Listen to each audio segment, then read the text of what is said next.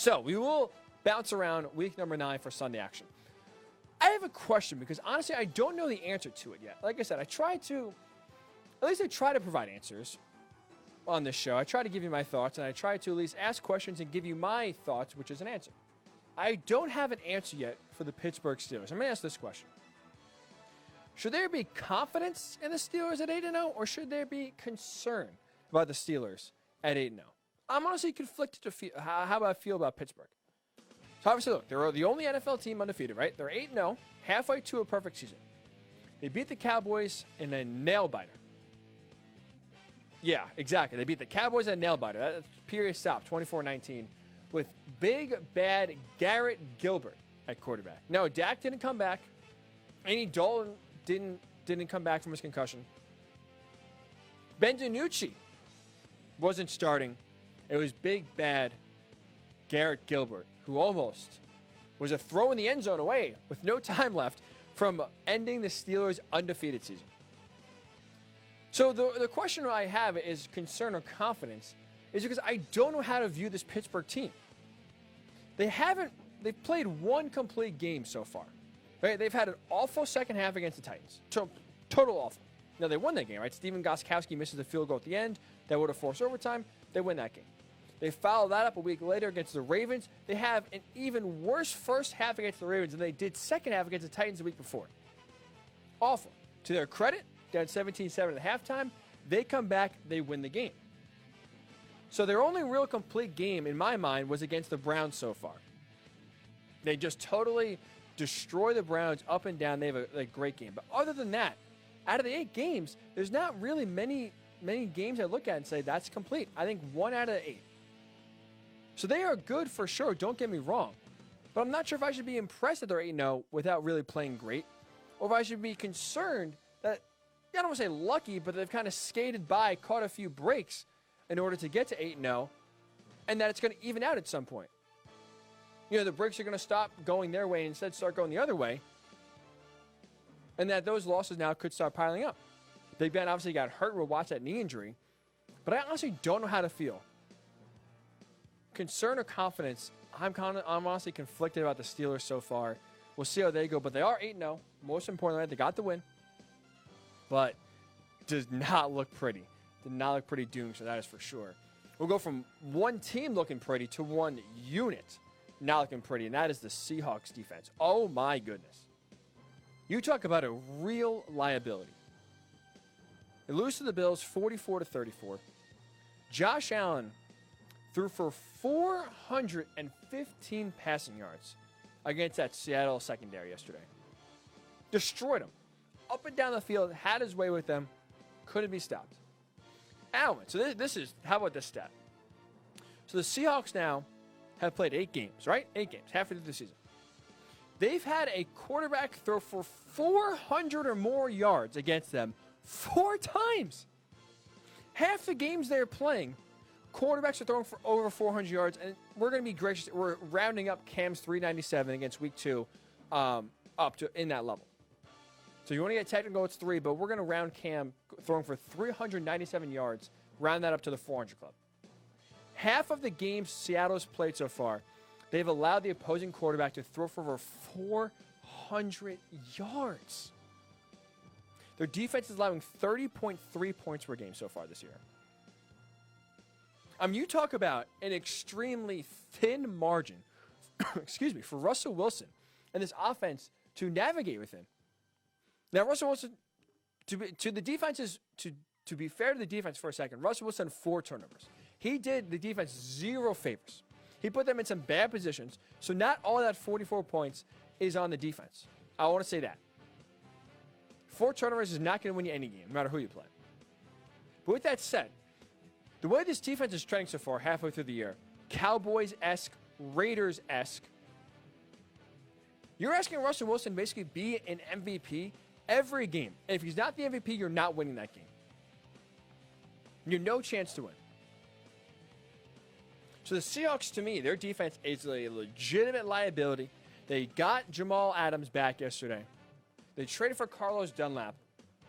They got some reinforcements, and they weren't able to do anything. They can't get a pass rusher, which is really where it starts. They can't get any pressure on the quarterback, and from there, their secondary is just getting toasted because quarterbacks have all the time in the world. So I'm very interested to see what Pete Carroll can do, adjustment-wise, second half of the year. Because if this defense doesn't get figured out, Russell Wilson may well win the MVP, but that team is not going deep in the playoffs. That team is not going deep in the playoffs because that defense is a major, major liability. How about we'll single out one player here. How about Dalvin Cook? I was wrong. Hand up. I said I was wrong a lot today. What a shock. But I was wrong about Dalvin Cook. Yesterday, 22 carries, 206 yards on the ground alone, 2 touchdowns, as the Vikings beat the Lions. Back-to-back games now, over 200 scrimmage yards. 7 straight games for Dalvin Cook with a touchdown. And this is crazy. I didn't even realize this. The last 21 games Dalvin Cook has played in, right, he's missed some games for injuries. The last 21 games Dalvin Cook has played in, he's scored a touchdown in 18 of them. Fantasy, if you have my fantasy, I'm sure you are very happy. You're a big Dalvin Cook fan. But I won't forget this offseason, when contract negotiations were playing out between Dalvin Cook and the Vikings, when Dalvin Cook was going to hold out, basically say, give me a contract I'm not playing. I thought it was a major mistake. To hand up, I thought it was a major mistake by the Vikings to pay him money. Because the injuries, he's been injured every single year he's been in the league, outside of last year. So the sample size of health is not good. And position running back, if you can't say running back position is tough to pay in general, right? You have to be the elite of the elite, and you have to be a Christian McCaffrey type where you can catch the ball out of the backfield, you can be a receiver and a runner. Now, to be fair, Dalvin Cook is very good in the screen game, and that's what the Vikings do a lot. So he fits perfectly in that offense. But he's kept the team afloat. Now, the Vikings aren't going to make the playoffs, but he has been their offensive identity. The Vikings need a player like him in order to have success in offense, in order to get the pressure off Kirk Cousins. So again, it's a long contract. It could play out differently. Dalvin Cook could get run down and maybe never be healthy again. But so far, I think I was wrong with that contract because you know what? Not only is he playing really well, he is the focal point. He is that centerpiece of that offense, at least with Kirk Cousins there, until you get a real quarterback. So credit Dalvin Cook. He's having himself a hell of a season. Speaking of having a hell of a season, and it being a season from hell, really is what I should say, Chargers fans, man. I know there's not a lot. There's a lot of jokes being made about Chargers have no fans. And you know what? Honestly, I hope they don't. Because if you truly are a Chargers fan, you stuck through the move from San Diego to Los Angeles. They ditched you. They left you. How do you still root for this team each and every week when all they do is find new ways to break your heart? It's honestly a health hazard to root for the Chargers. Because each week, not only are they losing close games, they're finding new ways to lose week in and week out. And it's just excruciating. Excruciating. Yesterday, in case you missed it, they are playing the Raiders. They are down by 5 points. They are driving. They are looking to score a touchdown to win the game. They get down to the 5-yard line. They have 2 shots at the end zone with a chance to win the game. Throw the ball to Mike Williams. Has the ball, drops on his way down, incomplete. 1 second left. Justin Herbert throws a fade pass to a tight end. He comes down with it. The ruling on the field is touchdown. No time left. Game over. Chargers win. The referee signals touchdown. Team explodes onto the field. The Chargers have finally done it. 1 week after blowing a 24-3 lead to the Chargers. 1 week after losing on a last-second touchdown where KJ Hamler catches it with no time on the clock. They get one untimed down, and Denver scores. 1 week later, you get a touchdown, you flip the script, you beat a good Raiders team, you beat a competitive Raiders team, and now you're on the other side of a less-than victory. Goes to replay. Just confirm, 2 feet in, ball doesn't move. First angle looks good. Second angle looks good. Third angle looks good. Fourth angle, uh-oh. Oh, no. Is that ball moving? We have a reversal on the field. Incomplete. The catch wasn't made. And the Chargers lose again. This is a Chargers team that has lost every game in which they've had a 17-point lead. And the one game they held on to, they had a 16-point lead against the Jaguars and barely held on for life.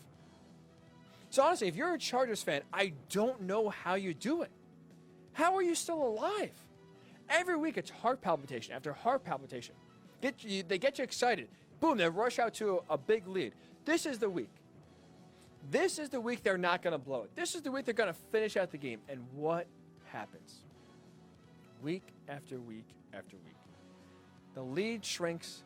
They lose in excruciating fashion. This week they come from behind. They try to flip the script. They try to make a comeback.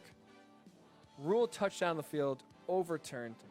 I mean, I guess if you're a Chargers fan, you listen, Justin Herbert's playing tremendous. Better than I think anyone anticipated. Another game over 300 yards. He's looking really good. So there's your beacon of hope. There's a reason to keep watching.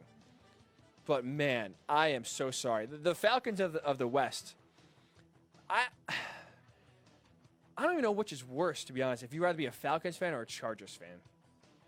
Because the Chargers, at least, it feels like this is just, not only is it a new way to lose, but there is just, they give you the hope, at least. Goodness gracious. I don't. Falcons fans of the East, Chargers fans of the West, my apologies. I hope you're healthy. Honestly, if you don't have good health care, maybe don't watch every Sunday, honestly. Do it for yourself. You don't want to go out on a missed Chargers touchdown or getting overturned or blowing a 21-point lead. There are better ways to go out. There are better ways to go out than stressing over a Falcons loss or, in this case, another Chargers loss. It's honestly impressive. It is flat out impressive every single week how they are able to get your hopes up, play really well, and then fall on their face and blow it. And finally, we have two more here. One will be very quick. We'll finish the long thoughts with this. How about Teddy Bridgewater and the Panthers? Give Matt Rule a lot of credit. This is a feisty bunch. They play super tough. They play hard. They don't beat themselves. They don't get intimidated. And they are building a nice team, a nice culture down there in Carolina. They pushed Chiefs to the brink.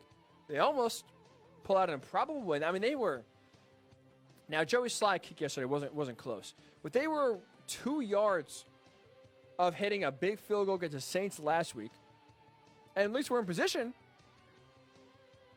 albeit a miracle 67-yard field goal, to beat the Chiefs in Kansas City. So credit to what Matt Rule is building over there. Teddy Bridgewater, 310 yards, 3 total touchdowns against the Chiefs yesterday. He played really well. Christian McCaffrey returned. Credit to Matt Rule. The wins aren't there right now. And once he gets a legitimate franchise quarterback, I like what him and Joe Brady are dialing up offensively. This is a team that's building and trending in the right direction for the Panthers. Credit to Matt Rule. He's a culture changer. He's taking control of that organization. And he has them going in the right direction. They are trending in the right way despite, again, not getting a win. Being under 500, they are trending in the right direction. And building, mind you, look at that division really quick. The Falcons, I think, could be in the market for a rebuild this offseason, depending on where they go with head coach and GM. If they like Matt Ryan, if they like Julio Jones, there could be some pieces getting shipped out of Atlanta. The Saints with Drew Brees, I think this is his last year. And Tom Brady and the Buccaneers, maybe, just not going to be his last year, but maybe he has one good year left next year. That division, next year, 2 years from now, is going to be wide open. A lot of teams with the Saints, with the Falcons try to go for it, and the Buccaneers all going for the Super Bowl this year and next year.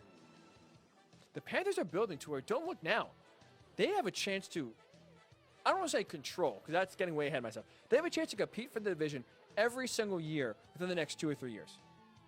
They really do. So credit to you, Matt Rule. You play another hard game. You play tough. Give you a lot of credit. And finally, this one's going to be really quick. The Bears. That's it. This Bears team stinks. 5-1 to 5-4. They're going to miss the playoffs. I tried to say that a few weeks ago. Now, at 2-0, I said they were frauds. 3-0, I said they were frauds. 4, I don't know if they made 3-1. They were 3-1 because they lost to the Colts. I apologize. Every week I felt like I was trying to tell you how this Bears team was one of the worst 2-0 teams ever. One of the worst 3-0 teams ever. We're finally seeing it. It took them getting to 5-1 before things are starting to finally hit the fan. For this offensive ineptitude, is finally coming back to bite them. They are playing some awful football. And honestly, this is a game I don't even think I'm going to rewatch. I saw enough, and it was all ugly.